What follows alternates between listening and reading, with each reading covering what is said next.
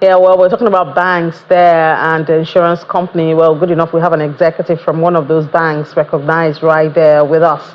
Perhaps you'll tell us how they got that ESG top rating. The executive director, chief operations officer, chief operations and information officer of Fidelity Bank PLC, Mr. Stanley Amuche, joins us right here in the studio. Mr. Amuche, good afternoon. Good afternoon. So we see that IPMC recognized Fidelity there. You must be doing something right when it comes to ESG. Yeah, definitely. We're doing a lot. I mean, we're one of the banks today in Nigeria that's taking ESG today to a greater level.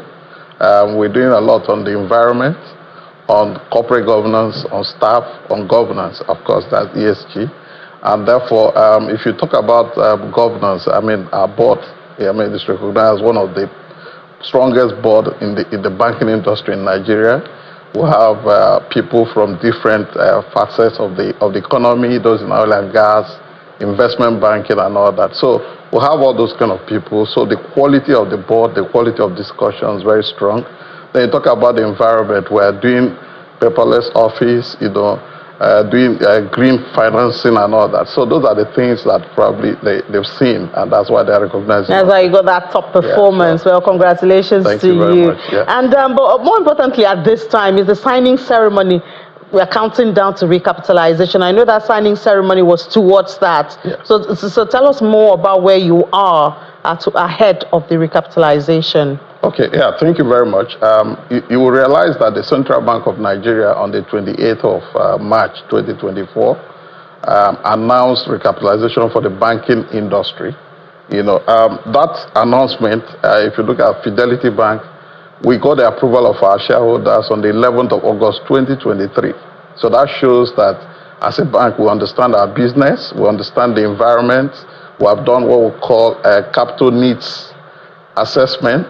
And therefore, based on that, we went out to seek the approval of our shareholders to raise capital.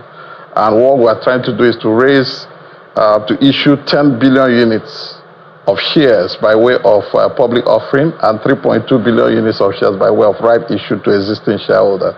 So that process has been in play. The signing ceremony is a step towards us opening to the market. And therefore, on the 5th of this month, just a few days ago, we did the signing ceremony where all the parties, of course, the process involves getting all the parties together. Who are these parties? So the parties will be people like the issuing houses, the banks, the receiving banks, the reporting accountants, and those are the parties that make up, then the stockbrokers and all that. So those are the people that will make up the parties to the offer. So we've gone through the process of getting all these people together, and they worked, prepared documents that were sent to the Securities and Exchange Commission for approval. So we got the approval of SEC, we got the approval of the NGS, and then we went for the signing ceremony. So after the signing, the next step is to get the final approval of SEC, which means all the documents signed, you present it back to SEC, and probably we'll get their nod to open the offer to the market. We hope to open the offer on the 20th of June this year. Wow, that's just in a couple of days, yeah, like up a week. Yeah, sure. That's what we'll do. So and it will be there for 28 days.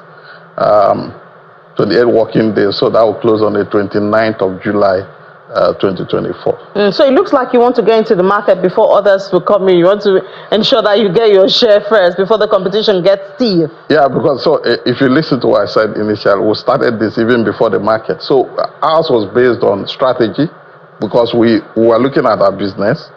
Based on the current business we're doing, we believe we had enough capital to do our business. But we're looking at growth, so we're projecting growth.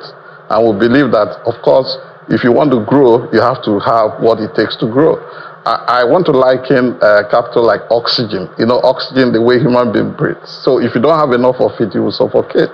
And therefore, when we looked at the growth process and what we need to grow, and that's why we started as a lot earlier. Even before the announcement? Yeah, sure. We didn't wait. We're not reacting to CBN's pronouncement. We have been very proactive about our capital raise. That's what we're doing. Well, there's been some jitters. Well, maybe not so much, but when the news about revocation of license, Heritage Bank's license, came on, we saw banking stocks dropped. And it seemed like people were now asking questions or, asking again, what's going on? Can I really invest in this? Is my money safe? And now you're going to the market, even this month, June. How do you convince people that Fidelity is safe? Yeah, so I mean, let me say this again. Fidelity is very safe, and this is a bank that has shown capacity and growth over the years. I want to look at the last 5 years, for instance. If you look at the stock, which is what we're talking about now, the value that Fidelity has created between 2019, say May to May ending of the last month, which is May 2024, the value or the share price of Fidelity has grown by 507%, 507%, from about 1 naira 68 kobo at the 31st of May 2019 to 10 naira, about I think 10 naira 20 kobo as at 31st of May 2024. That's 507% growth. So what this means, if you do an average for every year, that's about 101% yearly. So what does this do? That shows we've been able to sustain growth, even save value for investors. Okay, so we know what the inflation rate today is around. As at April was around 33.69%. You talk about the NPR, I mean, at anywhere around 26.25%. So even if you combine all these costs together, someone who bought the Fidelity shares 5 years ago is able to pay this cost and still be able to make something. There are very few investments they're going to do that will yield that. And we've seen growth in almost all the indices you can think about. You talk about how the shares of Fidelity has tracked or dwarf most of the indices. Now you have the all share index. All share index grew to, within the same period I'm talking about, by I think it grew by about 200 and yeah, we hit a new record high. Yeah, over 104,000 for the all share. Exactly. So all that has happened, you will still see that Fidelity grew more than 2 times the all share index. Even if you talk about the banking index, which is what tracks the value of shares of the banking industry, Fidelity did 4 times. So with this level of confidence, yeah, obviously you're not having any competition about mergers. Maybe you acquire some banks. Yeah, well, everything's on the table for now. What we're trying to do is just to get additional capital at the level where we are today, and by the time we get that, we'll be in a very good position to look at what is ahead of us. Perhaps you can acquire a bank that needs help, to also, of course, it will also increase your branches and access and all of that. Yeah, those are very possible things. As I said, everything is on the table for us. We're just Our plan is just to put ourselves in that position where you can just think clearly and then be able to take any decision. But if we need to acquire, there has to be value. I will look at those who bring that synergy, to us and all that. So that's what we're looking. But aside that, I think we're well positioned.